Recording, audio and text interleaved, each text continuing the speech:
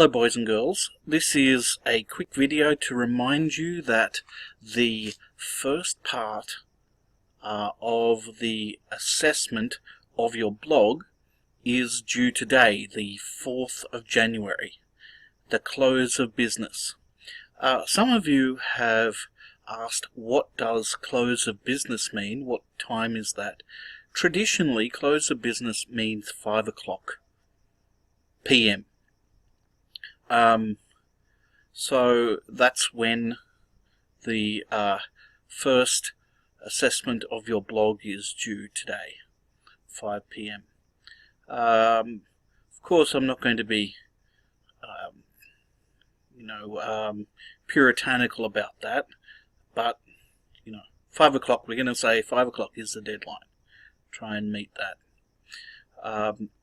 Hopefully, most of you have done what's necessary in order to satisfy the criteria for this first assessment. The first assessment for the blog is simply a progress assessment task. So we have a look at your blog and see how far you've got with it. What we're looking for is that you've started, basically, and by started we mean that you have nailed down the key concepts and explained them in some way that relates to the topic that you've chosen. In fact, what I'll do is I'll just show you, give you a little sneak peek of the marking criteria that I'm supplying to the marker, Andrew Grinko. So if we go here,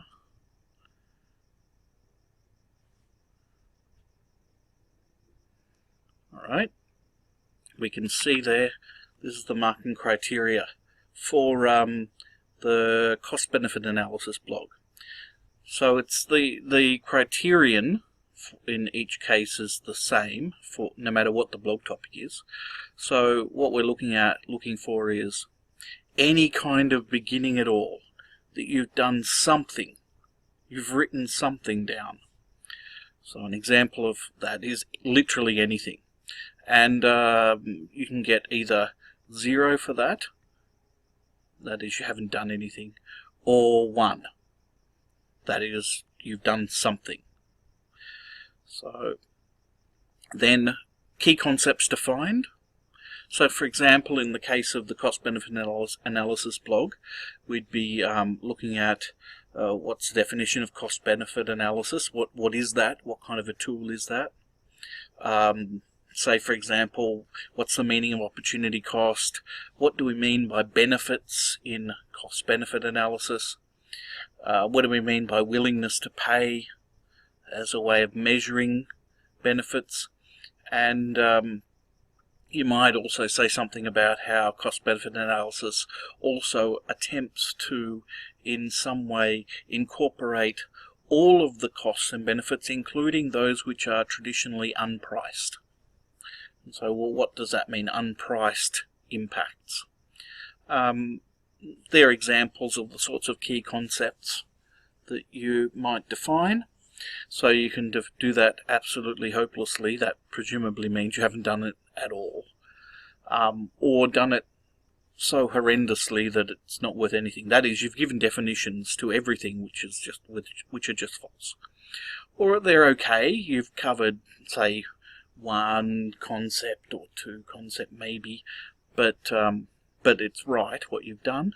And good, so 2 marks, where you've dealt with the key concepts, you've defined them satisfactorily. Then we've got the key concepts. The key concepts are related to the topic. So for example, so you're trying to relate those key concepts, not just define them, but relate them back to the topic. Now, in the case of cost-benefit analysis, the blog here is about the cost-benefit analysis of war. So you might want to say, well, the value of resources used in war are opportunity costs. That is, those resources which were used to invade another country, for example. I don't know, let's call it Iraq, just off the top of my head. those resources could have been used for some other purpose. that the value of that some other purpose is what has been foregone by deciding to devote them to the war effort. And then there's we might also note that in the case of unpriced impact, some negative effects, some negative impacts of war have no clear market price. So, for example, the value of human lives lost due to engaging in war, that's obviously not a benefit, that's a loss. So, but it's not something that's priced in a market. So this is an unpriced impact, which has to be estimated in some other way. So we can do that. That can be done hopelessly, that is presumably not at all. An okay job at it, illustrating some key concept, or a very good job where you've illustrated all the key concepts in a satisfactory manner.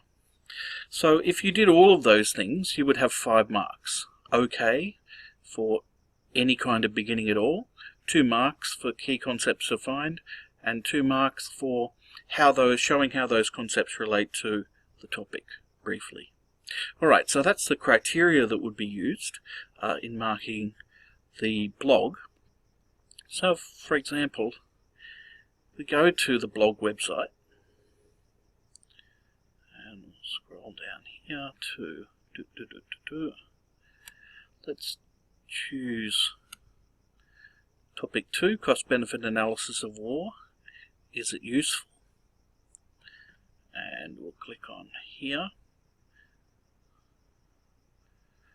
And let's have a look at someone's blog. You can do that by going to these names here, clicking on your own name, and that will bring up a list of people who have written blogs on this topic. So there's a fair few people there who've written something. So let's select Earl just as an example. You can see there that Earl's he's got one blog entry so far. So in terms of the criteria, this is just hypothetical because I'm not actually going to be marking this the blog, so it'll be marked by, as I said, by Andrew Grinko, who, by the way, is of Ukrainian origin, not Russian origin, Ukrainian origin. Anyway, that's a side issue. If we look at this blog, we can see that, well, obviously it's started, so there's 1 mark already. Has Earl defined his terms? Well, if we read through it, we can see he's certainly defined cost-benefit, or he's given a definition of cost-benefit analysis, what it is and what it would be used for. That's certainly true.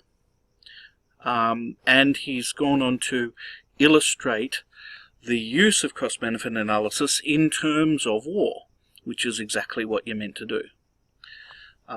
So we can say that in terms of the definition, he's certainly got a definition of cost-benefit analysis, although he hasn't given definitions of, for example, in terms of cost-benefit analysis, what does cost mean here, and what does benefit mean? So that's a bit of a weakness. So there's 1 key term defined, really.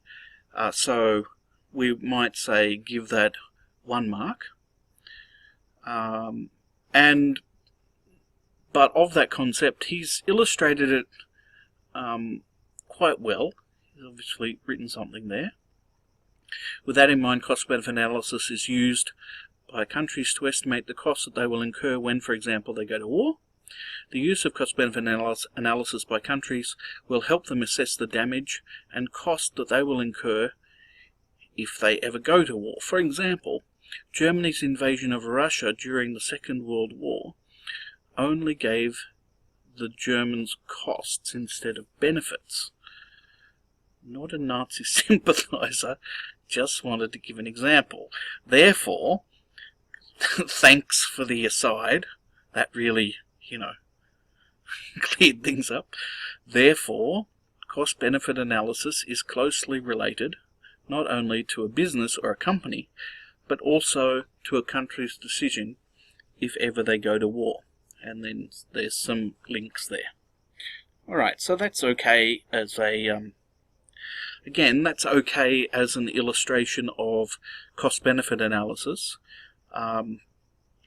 So that's fine. So there's another mark there, but there's obviously, because there's no other concepts defined, there's no illustration of those other concepts, so you could have missed out on some marks there. So that would be worth 1 as well. So we've got 1 for starting, 1 for definition of key terms, 1 term in this case, and 1 mark for relating that key term to the concepts. That key term to the blog topic.